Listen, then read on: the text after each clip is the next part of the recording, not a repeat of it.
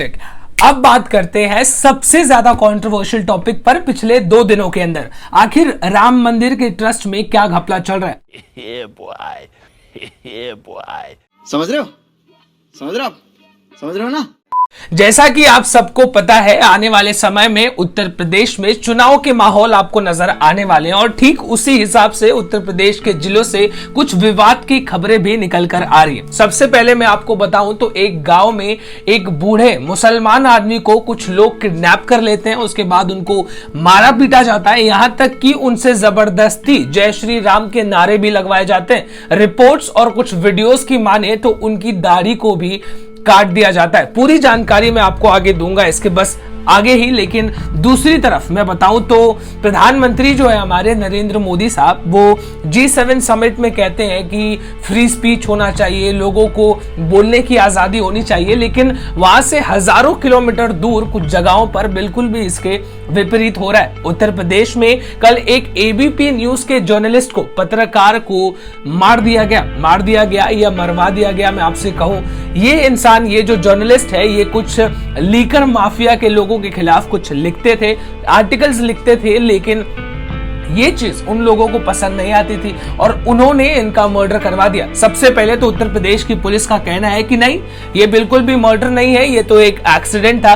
पूरी जानकारी मैं आपको देता हूं कि आखिर हुआ क्या, लेकिन उसके पहले आप सभी को मेरा नमस्कार। मेरा नाम है देवेश सिंह। समाचार 2.0 में आप सभी का स्वागत है। सबसे पहले मैं आज आपको उत्तर प्रदेश के उस हादसे के बारे में बताता हूं जो सोशल मीडिया पर फिलहाल काफी ज्यादा वायरल है। एक मुसलमान बूढ़ा आदमी जो मस्जिद जा रहा होता है नमाज पढ़ने के लिए, रास्ते में कुछ लोग उनको किडनैप कर लेते हैं, एक सुनसान जगह पर ले जाते हैं, उनको मारते पीटते हैं, जबरदस्ती उनको कहते हैं कि जय श्री राम के नारे लगाओ, वंदे मातरम के नारे लगाओ। उनका यह भी कहना है कि उन लोगों ने उनकी दाढ़ी को भी काट दिया। अब आखिर में ऐसा हुआ क्या? तो सबसे पहले ये मस्जिद जा होते नमाज पढ़ने के लिए, तो रास्ते में एक ऑटो वाला आता है और उनसे कहता है कि चलिए जनाब, मैं आपको कुछ देर आगे छोड़ देता हूं। वो बैठ जाते हैं। थोड़ी दूर जाने के बाद 2 और लोग उस ऑटो में बैठ जाते हैं और एक जंगल के पास, जहां पर काफी सुनसान माहौल होता है, वहां पर ले जाने के बाद उनके साथ ये सारी हरकतें की जाती है। जिसके बाद फिलहाल पुलिस ने एक आदमी को इसमें से अरेस्ट कर लिया है, दूसरा आदमी अभी भी फरार है। फिलहाल उनके वीडियोस को भी मैं आपको आगे दिखाऊंगा और आप देख के जज कीजिए कि क्या ऐसे लोगों की समाज में जरूरत है। ये वो रुमाल है जिससे उन्होंने उनका मुंह काटा। इनकी दाढ़ी पहले बहुत बड़ी थी और फोटो भी मैं आपको दिखाऊंगा। ये देखिए, ये इनकी चोटें हैं। आप देखिए किस तरीके से, कैसे कैसे, कितने लाठी डंडे, कितने अंटर, किस तरीके से। इनके इधर भी मैं दिखा नहीं सकता, ये बाप की समान है। जैसा ये हो रहा है ऐसे इनके नीचे से हिप हो रहे हैं। जिस तरीके से इतना बुरा हो रहा है, इस तरीके से इनकी नीचे की टांगे भी हैं। मैं आपको बताऊं, ये हाथ बात सब इनका देख लीजिए क्या जख्म है। चलिए खबरों के साथ आगे बढ़ते हैं। कुछ इंटरेस्टिंग बिजनेस की बातें मैं आपको बताता हूं। तो आप जरा अवेयर तो होंगे ही गौतम अदानी के बारे में, जो इंसान फिलहाल अभी तक, जिसको कुछ लोग नहीं जानते थे, लेकिन अचानक से वो अब बहुत ज्यादा पैसे छाप रहा है और काफी ज्यादा इंडस्ट्री में उनका नाम हो रहा है, गौतम अदानी साहब का।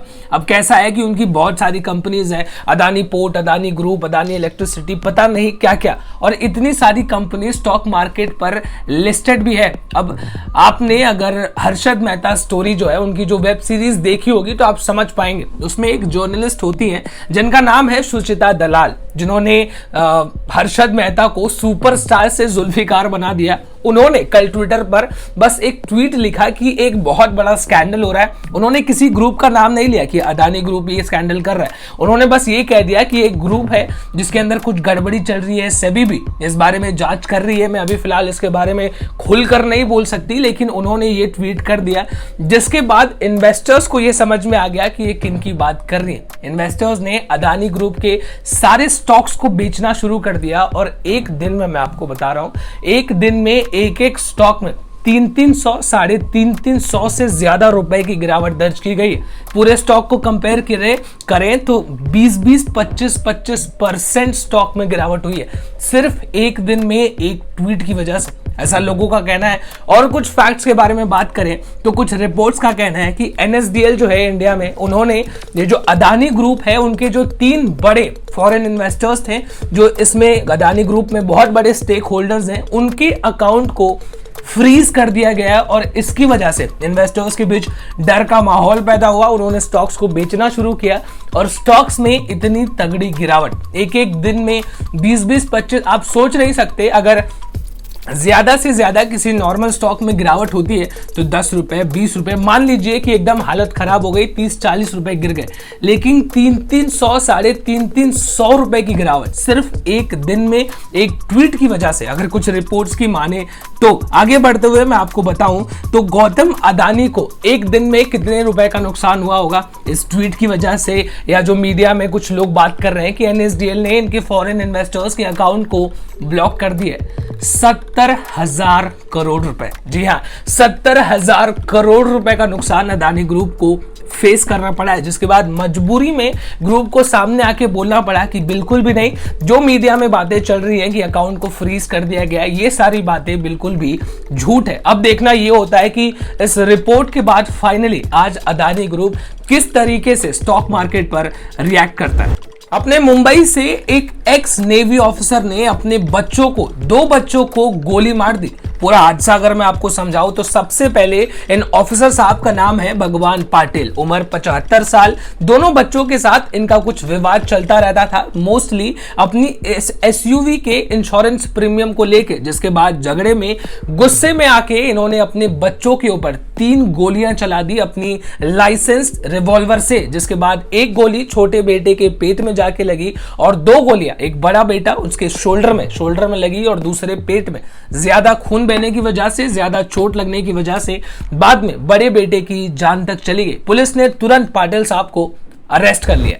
हरिद्वार में हुए कुंभ को लेके काफी बवाल मचा, इसके बारे में मैं कुछ आपको नई जानकारी देता हूं जो हमारे पास रिपोर्ट्स निकल के आ रहे हैं उनके हिसाब से। सबसे पहले तो वहां पर 4 लाख लोगों ने कोविड टेस्ट सबमिट किया था, कोविड टेस्ट रिपोर्ट, जिसके बाद उस पूरे मामले पर इन्वेस्टिगेशन हुई। तो इन्वेस्टिगेशन में यह पता चल रहा है कि उसमें से ज्यादातर कोविड टेस्ट रिपोर्ट्स बिल्कुल भी नकली थे। लगभग 1 लाख से ज्यादा कोविड टेस्ट रिपोर्ट्स अभी तक उसमें नकली पाए जा चुके हैं। आगे बढ़ते हुए मैं आपको बताऊं किस कदर नकली रिपोर्ट्स थे। तो सबसे पहले मान लीजिए कि आपने अपना कोविड टेस्ट कराया, आपने अपना फोन नंबर लिख दिया, अब वही सेम फोन नंबर 50 और कोविड टेस्ट फॉर्म्स में मेंशन्ड है, सेम फोन नंबर 50 लोगों के साथ। और आगे बढ़ता हूं मैं आपको एड्रेसेस पर, तो मैं अभी आया भी नहीं हूं। एड्रेस में लिखा है लोगों ने house number 76 Mumbai, house number 23 Ahmedabad, इस तरीके का एड्रेस उसके अंदर मेंशन्ड है।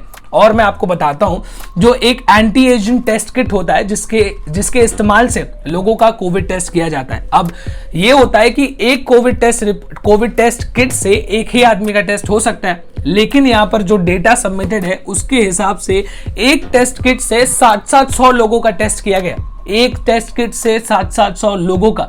और मैं आगे आपको बताता हूं कुछ बातें, जैसे मान लीजिए कि आपके घर पर टेस्ट हुआ तो उसका एड्रेस लिखा जाता है, अब वही एड्रेस 530 और लोगों के फॉर्म में मेंशन्ड है, एक ही एड्रेस। आप समझ सकते हैं कि किस लेवल पर जाकर कोविड के नकली रिपोर्ट्स बनाए गए हैं। ये पूरा रिपोर्ट जो वहां के डीएम साहब हैं उनको सबमिट किया गया है। हेल्थ मिनिस्टर का कहना है कि डीएम साहब 15 दिन के अंदर अपना फैसला सुनाएंगे, जिसके बाद इस पूरे मामले पर एक्शन लिया जाएगा। और क्या एक्शन लिया जाएगा मुझे लगता है कि आपको पता है। आपने हमेशा ये तो जरूर सुना होगा कि जिस मास्क का आप इस्तेमाल कर रहे हैं उसको घर पे आइए बाहर जाने के बाद तो उसको धो लीजिए, या तो फिर अगर आप एक ही मास्क 1-2 हफ्ते से ज्यादा इस्तेमाल कर रहे हैं तो उसको बदल लीजिए। लेकिन अब आपको हो सकता है ऐसा करने की जरूरत ना पड़े, क्योंकि टेक्नोलॉजी भाई साहब कुछ भी बना देते हैं आजकल के लड़के लोग। पुणे की बात बताता हूं, जहां पर पुणे का एक स्टार्टअप है, उसने एक टेक्नोलॉजी डेवलपमेंट बोर्ड के साथ कोलैबोरेट किया है और एक ऐसा मास्क बनाया है जिसका अगर आप इस्तेमाल करते हैं और आपके मास्क पर कोई भी कोविड के ट्रेसेस मौजूद होते हैं तो वो तुरंत उसको डिसइंफेक्ट कर देगा। उसके ऊपर ऐसा एंटीवायरल एजेंट कोट किया जाता है जिसको कहते हैं वर्सुडाइस, ऐसा नाम है कि मैं ठीक से ले भी नहीं पा रहा हूं। उस कोटिंग का उसके ऊपर इस्तेमाल किया जाता है जो तुरंत उसको डिसइंफेक्ट कर देता है। अब मेरी मानिए बिल्कुल भी ये कोई व्हाट्सएप फॉरवर्ड नहीं है, ट्रस्ट में इसके टेस्ट भी किए जा रहे हैं लगातार और टेस्ट में ये खड़ा भी उतर रहा है। अब अगर भारत सरकार इसके कमर्शियल इस्तेमाल को इजाजत दे देता है तो बढ़िया है यार। चलिए तो अब उस खतरनाक एक्सीडेंट के बारे में बात करते हैं जिसके बारे में सोशल मीडिया पर सभी लोग बात कर रहे हैं, तो हम क्यों पीछे रहे, हम भी बात कर लेते हैं। अब एक ऐसा एक्सीडेंट हुआ जहां पर गाड़ी बीच से 2 भागों में टूट गई है। सोशल मीडिया पर इन पिक्चर्स को काफी ज्यादा सर्कुलेट किया जा रहा है। लोग सवाल पूछ रहे हैं कि आखिर गाड़ी को किस तरीके से बनाया गया था भाई साहब कि लड़ने पर बीच में से गाड़ी टूट गई, जो कि ऐसा बहुत ही कम केसेस में पॉसिबल है। एक्सीडेंट के बारे में आपको बताऊं तो गाड़ी किया सेल्टॉस थी, लगभग 18-20 लाख रुपए की गाड़ी है, काफी ज्यादा स्पीड से चल रही थी। अचानक से सामने एक मोटरसाइकिल वाला आ जाता है, ड्राइवर उसको बचाने की कोशिश करता है, गाड़ी को मोड़ता है और जाकर ब्रिज में गाड़ी लड़ जाती है, जिसकी वजह से गाड़ी 2 टुकड़ों में बट जाती है। अलेजिडली जो पीछे 3 पैसेंजर्स बैठे होते हैं वो तो मौके पर ऑन द स्पॉट उनकी जान चली जाती है, लेकिन आगे जो ड्राइवर होता है और जो को पैसेंजर है वो काफी बुरी तरीके से फिलहाल घायल है। कई सारे लोगों का यह भी कहना है कि ऐसा पॉसिबल नहीं है कि गाड़ी बीच में से टूट जाए। लोगों का यह भी कहना है कि जो पैसेंजर्स पीछे फंसे हुए थे उनको निकालने के लिए गाड़ी को बीच में से काटा गया, जिसके बाद उन पिक्चर्स को सोशल मीडिया पर यह बता के अपलोड किया जा रहा है कि गाड़ी लड़ने पर बीच में से टूट गई। अब दोनों थियरीज हैं, आप किस पर भरोसा करते हैं कमेंट में लिखकर जरूर बताइएगा।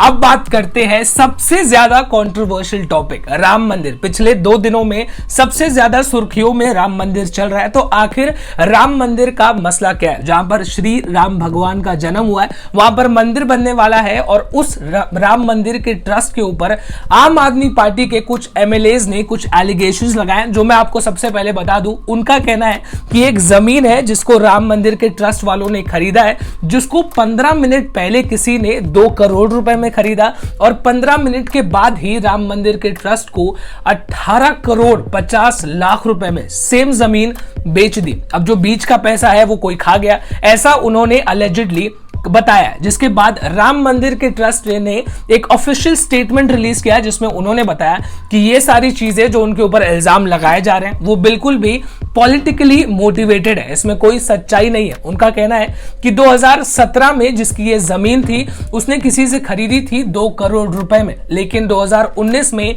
जब 9 नवंबर को सुप्रीम कोर्ट का ये फैसला आया कि ये जो डिस्प्यूट है उसको खत्म करो और वहां पर राम मंदिर ही बनेगा, उसके बाद वहां पर जो जमीन की कीमतें हैं वो आसमान छू गई। जमीन की मैं आपको बात बताऊं तो 12,000 स्क्वायर मीटर की जमीन राम मंदिर ने खरीदी है, जहां पर अब उसकी कीमत है 5,000 रुपए पर स्क्वायर मीटर की कीमत है वहां पर स्क्वायर मीटर की 5,000 रुपए, जिसके बाद अगर आप उसको 12,000 स्क्वायर मीटर से मल्टीप्लाई करेंगे तो कीमत निकल कर आती है 60 करोड़ रुपए, जिसके बावजूद वो जमीन ट्रस्ट को 18 करोड़ 50 लाख रुपए में मिल गई। ट्रस्ट का कहना है कि जितनी उसकी कीमत है उसके कंपैरिजन में बहुत सस्ते दामों पर हमको वो जमीन मिली है, ट्रस्ट अभी भी बेनिफिट में है। लेकिन इस बात को भी आप ठुकरा नहीं सकते कि जो आम आदमी पार्टी के लीडर ने, जो एमएलए ने जो डॉक्यूमेंट्स दिखाए उसमें यह बताया गया है कि 15 मिनट पहले 2 करोड़ रुपए की कीमत पर उस जमीन को खरीदा गया और वही 15 मिनट के बाद उसको 18 करोड़ 50 लाख रुपए में बेच दिया। अब ट्रस्ट अगर इस बात को साबित कर देता है कि वो डॉक्यूमेंट जिसमें यह दिखाया गया है कि 2017 को नहीं, अभी 15 मिनट पहले उसको खरीदा गया 2 करोड़ रुपए में, अगर राम मंदिर की ट्रस्ट इस बात को प्रूफ कर देती है तो बिल्कुल भी यह बात क्लियर हो जाता है कि यह एक पॉलिटिकली मोटिवेटेड चीज है। हमेशा से जो पॉलिटिक्स इसके अंदर चली रहती है उसी को कंटिन्यू किया जा रहा है। तो आज कैसा है, आपसे बहुत सारे मुद्दों पर बहुत ज्यादा विस्तार में बात कर ली है, वीडियो काफी लंबी हो गई होगी, तो अब आपको जो शुरुआत में बताया था वो न्यूज कवर करते हैं आखिरी और आपसे अलविदा लेते हैं। तो एबीपी न्यूज के एक जर्नलिस्ट हैं, पत्रकार, जिन्होंने लीकर माफिया के खिलाफ कई सारी स्टोरीज लिखी थी, जिसके बाद लीकर माफिया जो शराब की माफिया है वो उनको धमकाते थे कि हमारे बारे में लिखना बंद करो वरना तुम्हारे साथ बुरा होगा। उन जर्नलिस्ट का यह भी कहना है कि मैं कभी भी बाहर जाता था तो कुछ लोग मेरे पीछे पीछे आते थे, मुझे फॉलो करते थे। इस बात की जानकारी उन्होंने पुलिस डिपार्टमेंट में प्रयागराज में भी दी थी, लेकिन उसके बावजूद कोई खास एक्शन नहीं लिया गया, जिसके बाद एक बीती रात उनका एक्सीडेंट हो जाता है और रहस्यमयी तरीकों से उनकी जान चली जाती जाती है। पुलिस ने सबसे पहले तो एक्सीडेंट बता दिया कि ये एक एक्सीडेंट था, इनका कोई मर्डर नहीं किया गया है, लेकिन उसके बाद उनकी जो धर्मपत्नी है उन्होंने पुलिस को जाके बताया कि नहीं, उनको जो लीकर माफिया है वो धमकाती थी और उन्होंने उनका मर्डर करवाया और इसको इस तरीके से किया गया है ताकि यही दर्शाए कि ये एक नॉर्मल सा रोड एक्सीडेंट है जिसके अंदर इनकी जान गई है। लेकिन जो मीडिया फ्रेटर्निटी है, जितने भी जर्नलिस्ट हैं, न्यूज चैनल्स हैं, सभी लोग इस पूरे मामले को काफी ज्यादा स्ट्रिक्टली ले रहे हैं, इस मामले को उठा रहे हैं ताकि इसके ऊपर स्ट्रिक्ट इन्वेस्टिगेशन हो सके। अब आपका क्या सोचना है इन पूरे मामलों पर, कमेंट में लिखकर हमको जरूर बताइएगा। इसी के साथ आज के न्यूज अपडेट में बस इतना ही। कल आपसे फिर से मुलाकात करेंगे, तब तक के लिए this is me Devesh Singh signing off. जय हिंद।